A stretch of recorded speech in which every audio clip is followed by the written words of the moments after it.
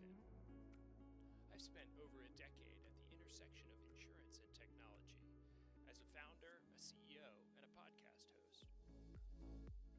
We're going to sit down with some of the leading minds in claims to hear how they think technology, people, and organizations will transform claims over the next 10 years. Gregg, welcome to the show. We've had a chance to catch up before, but for those who don't know you can just introduce yourself, your name, and who you're with, etc. Sure. I'm Gregg Golson. I currently live in beautiful Jacksonville, Florida. I recently retired from JS Health, leading verbal thought leadership there. I have about 25 years in leadership in several insurance carriers, and also have my own consulting firm called Up to Now. And you've had such a diverse experience in claims, in particular, for those who, I'm always curious, how did you get into insurance? How did you get into claims? I was actually at the recruiting center at the university I was at my senior year, just about to be hired by Southern Bell, and happened to see a brochure that said insurance, no sales, company car. Went and interviewed. Next thing I know, I'm an insurance adjuster. And you've had a diverse history, and you've done some health, you've done some life, you've done a lot of property. So walk me through some of the roles that you were in over that time. Sure. I held a jack of all trades role at the Aetna.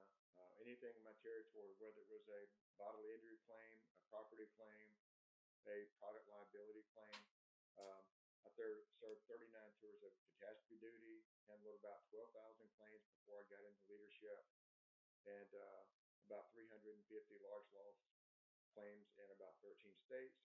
I was a claim consultant at Citizens during the sinkhole years, had my own independent adjusting firm for 7 years. Then moved to the vendor side. I helped a forensic engineering firm in Florida double the revenue in about 3 years. We were acquired by a much larger multidisciplinary consulting firm called JS Health, where I led verbal thought leadership there, helped put together about 1,700 C sessions to about 135,000 people globally. What is it? I think 13,000 claims you said. And what is it to go on a catastrophe and be a claims adjuster? What's the day in the life of that for someone who's never experienced that? There's the different types of catastrophes. Some are just strictly hail losses. You'll go to somewhere where a large hailstorm happens, you get 100 claims. The worst thing that happens there potentially are windows broken out and people siding damage. Hurricanes and tornadoes, whole houses could be gone. Large fire losses, there could be fatalities. The things I focused in on and do some training on with other people is a lot of people don't understand that insurance adjusters, a lot like first responders and second responders, have vicarious trauma. You're exposed to people having their worst day and you being your best for them time after time after time. So adjusters do need to seek help sometimes, especially after fatality losses or hurricane losses, where you're having the wildfires in California. You're seeing people day in and day out that have had the worst day of their lives, and possibly lost family members.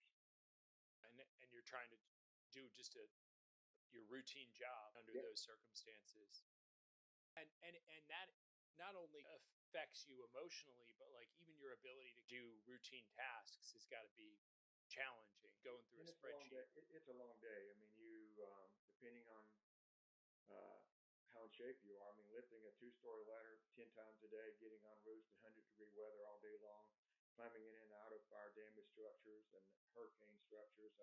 It's a grueling 10, 12-hour day. Then you go back to your hotel room and write up estimates for 6 or 8 hours, get 4, 5, 6 hours of sleep, and go do it again. And you do it. Somebody at the conference that we were at was saying, I went and worked at Catastrophe. I did 4 months of 7 12s, which I understood to be 7 days a week, 12 hours a day. Yep. And that's normal for a catastrophe. So some companies, especially for their staff adjusters, limit people to 21 days in a row, then send them back home so they can get a little rest. But again, that and it is just a challenge of an insurance company staffed up for that non-catastrophe periods, and then a catastrophe happens, and suddenly they may need to essentially handle many times their normal volume. Yeah, there are some of the larger carriers like State Farm have their own um, catastrophe teams that go all around the country. A lot of other carriers, like the Citizens in Florida, may have 300 to 400 staff, and they may have 6 or 8 thousand adjusters that can help out at any time on their adjuster list. Cool. And what is the day for someone who's never been an adjuster? Talk about what their day to day, what they're doing, particularly during a catastrophe. How do you handle when a house is destroyed or heavily damaged? Well, one of the first things is you're making you get up to a large loss, like you may have 100 people on your list to call. For 2 to 3 days, you're strictly making phone calls. But we didn't have AI for the most part back in the day to do our scheduling. So you're actually calling people, and it really is hard because you get to the second or third, you're actually calling someone, say it's February 26th today. You may be sitting at an appointment for March 20th with someone because because you can only be so many places in a row. You get out to that first loss, you get out of your truck or your vehicle with a good attitude. You make sure you're greeting people. No matter what, you have to let them tell their story. You hear the same hurricane story, tornado story, hail story. They'll bring the hailstones out of the freezer 100 times in a row. You have to listen to that. I tell people, listen to that. And if you're in the South, go ahead and drink the sweet iced tea. Let them tell their story. Then you can do your job. You get on, whether it's a hail loss where you're walking around the house, looking for collateral damage, getting on the roof, scoping up for damages. If it's a hurricane loss, looking at all the damages inside out. Fire loss, you may be going through both the house and the contents, item by item, to see what's damaged, what's repairable, helping get someone a place to stay temporarily. There's just a lot that goes on. I tell people, to use a football metaphor, you're the quarterback. And you need to have a team around you that you can lean on for support. And again, that you described it. It's the worst day of their life, and again, you're already potentially behind the 8 ball because you're scheduling something maybe weeks out, and you're like, wait a minute, my house is destroyed, and you're telling me you can't even come see me for another 3 or 4 weeks. It's like, so obviously that's not an ideal beginning for an interaction. And then you talked about the quarterback.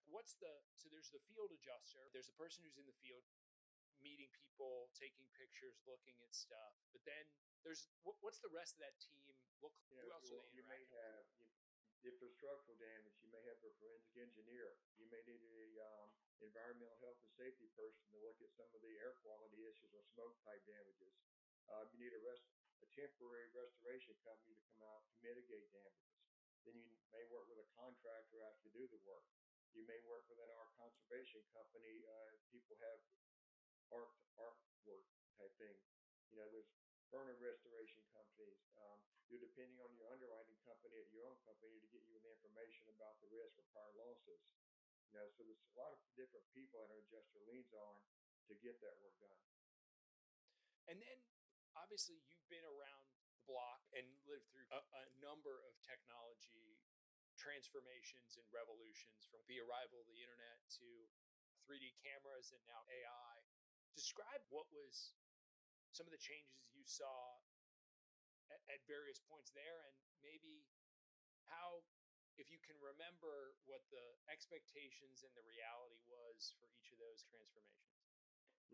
Before we had estimating systems, you actually handwrote things on 3-piece carbon form, and you would update that pricing on a quarterly basis by calling local contractors. You would take your regular, as we call them, Kodak type photos and have them go be developed. Then we moved to Polaroid type cameras where you would limit it to the number of those expensive images you could use. When digital cameras came around, they were like $1,000 for a good digital camera when they first came out. And you would hope to get everything on one floppy disk at the time, which would be about 25 photos at the time on the loss to get everything done. Video cameras came out. Now, a lot of people started using their phone in digital.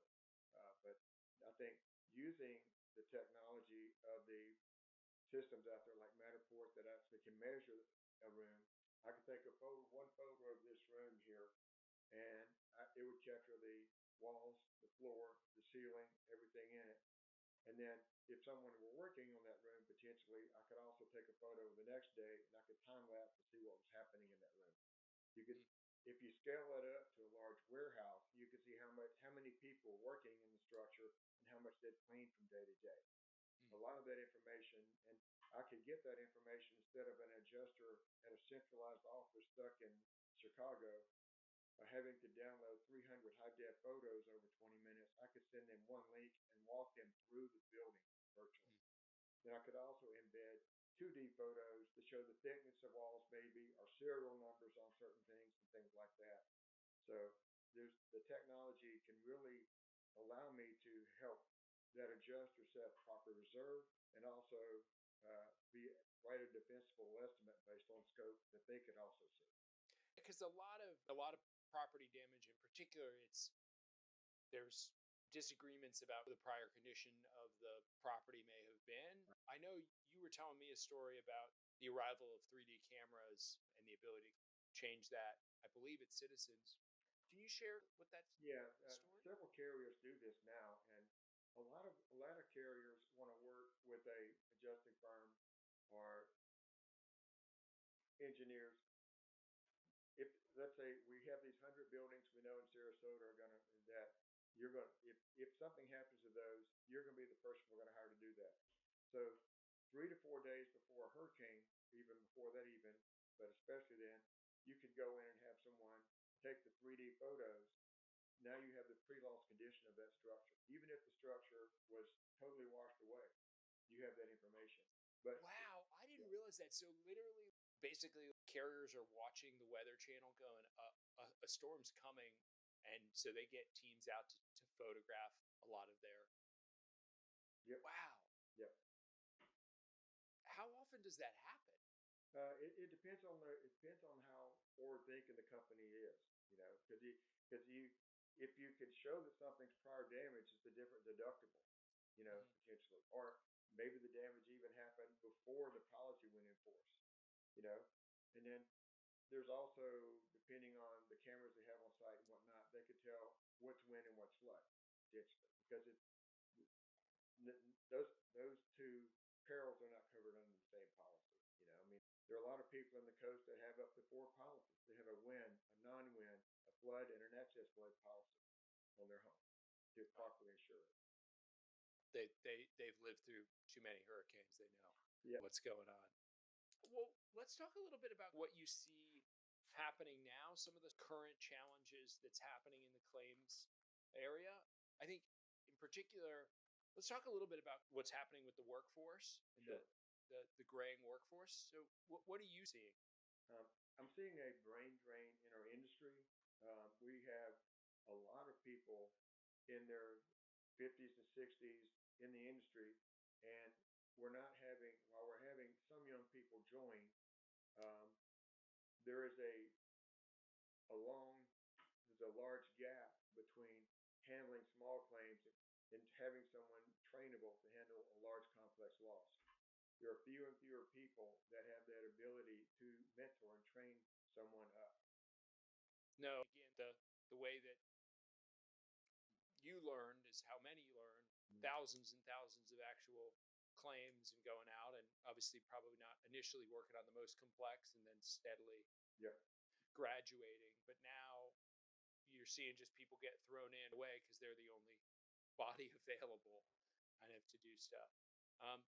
Are you seeing anything from AI or other technology that's helping with some of that process?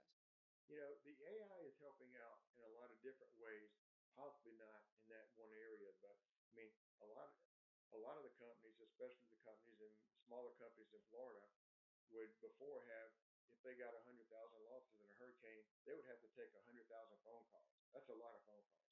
But now we're having 60-70% of claims turned in on an app or turned in via social media. No one's having to take those calls. So it's really a big time saving. A lot of companies are using AI to set up appointments for their adjusters. so they don't have to take that time. And there's actually a photo of that adjuster. Here's who your adjuster is, Gregg Golson. Here's what he's going to look like when he comes out for safety reasons, kind of thing. So some of the the AI is helping out on the front end and a lot on the underwriting side too. You don't even think about that fraud stuff, or sadly, after catastrophes, all kinds of stuff is happening where people are pretending to be who they're not, whether that's adjusters, whether that's contractors who are potentially not necessarily the most honest of individuals for whatever reason, taking checks and never showing back up again. Yeah, and a lot of the independent adjusting firms, and there's a lot of software out there now that help people have better checklists so that they are not missing out on things. I mean, we've always had checklists in the operating room and in the airline industry. We haven't had checklists for adjusters other than having something written down. Now a lot of people are working off software that you're not allowed to close out your claim to leave the scene until you've checked X number of boxes, which means maybe the photo of all 4 elevations of the house, kind of thing. You never know what that. But have you done blank? Have you done blank? Have you done blank? And I think, and those standards are based off AI looking at thousands and thousands of claims, what someone really needs to set a proper reserve. Yeah, and one of the things that we talked about is that the fear that AI is creating among people, that it's going to essentially eliminate their jobs. Obviously, in the insurance industry where there is such a shortage of people, and that's probably only going to exacerbate as we have some of the people who are on the edge of retirement, and I've seen estimates that's as high as 50% of the insurance industry is there. Less concern, but talk to me about how you see the role of AI playing out in the space. I think it's more than that. I think it's the perception that people have in these statistics that they read that X number of jobs will be replaced by blah blah by this date, by this date. I think some of those predictions are probably as strong as some of the predictions on climate change, to be honest. The world's going to end tomorrow. All adjusters are going to lose their job, but truly there is a fear out there, embedded fear of FOBO, fear of becoming obsolete for people. And I do a session on how to keep your job as AI encroaches using the skills of adaptability. There's actually books on it, like emotional intelligence. There's books on and information on adaptability, intelligence, and adaptability quotient. Same thing on connectual intelligence, or getting big things done in a group that you are able to work together to get a big project done. And thirdly, especially emotional intelligence, very important. There's always going to be tough conversations, whether it's coverage issues, whether it's scope issues, whether it's just having to tell someone you can't help them potentially based on the information on the claim. How those conversations are handled can keep the claim going south or going sideways. And I think, again, we worry about AI taking the humans out of the equation. And I think there is the potential that, in fact, AI, as it picks up some of the more routine, tedious, annoying parts of the job, data entry, appointment scheduling, some of this stuff, as we mentioned, that it actually may free up people to have a little bit more time, to be a little bit more human. And obviously there's some historical parallels, particularly in the banking industry from long ago with the arrival of ATMs. You had a story about when ATMs arrived, didn't you? Yeah, one of my first jobs in college, I was an ATM monitor. 12 on, 12 off on weekends. A lot of people would leave their cards in it. People would try to break into them.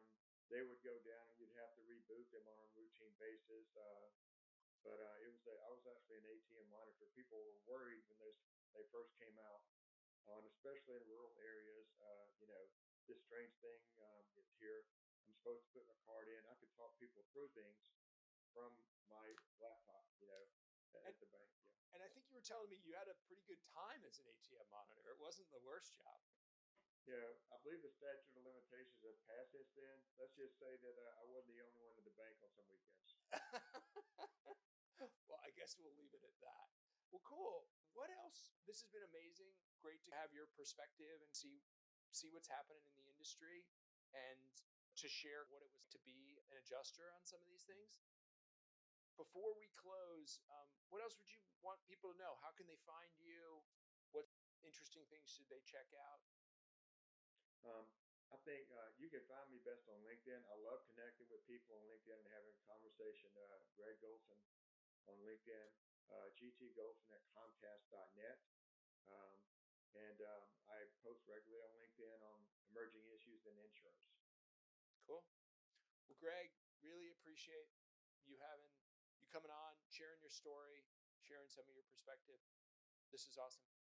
Um, Super glad to have the opportunity to meet both you and Mark at Verisk, and really appreciate the time. Cheers.